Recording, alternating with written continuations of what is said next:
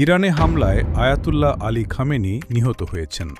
এমন পরিস্থিতিতে দেশটির নেতৃত্ব কিভাবে নির্ধারিত হবে সে বিষয়ে সংবিধানে স্পষ্ট প্রক্রিয়া রয়েছে।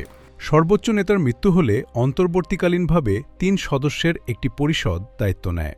এই পরিষদে থাকেন প্রেসিডেন্ট, বিচার বিভাগের প্রধান এবং গার্ডিয়ান কাউন্সিলের একজন ধর্মীয় নেতা।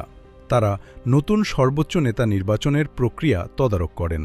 হামলার আগে অবশ্য খামেনি সম্ভাব্য উত্তরসূরি হিসেবে ৩ জনের নাম বিবেচনায় রেখেছিলেন বলে জানা গেছে।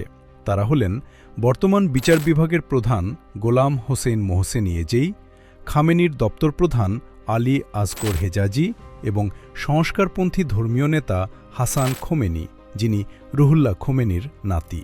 এছাড়া খামেনির ছেলে মোজতবা খামেনির নামও আলোচনায় এসেছে, যদিও নেতৃত্বকে বংশানুক্রমিক করতে খামেনি অনাগ্রহী ছিলেন বলে জানা যায়। হামলার আগে জাতীয় নিরাপত্তা পরিষদের প্রধান আলী লারিজানি কার্যত পরিস্থিতি সামাল দিচ্ছিলেন।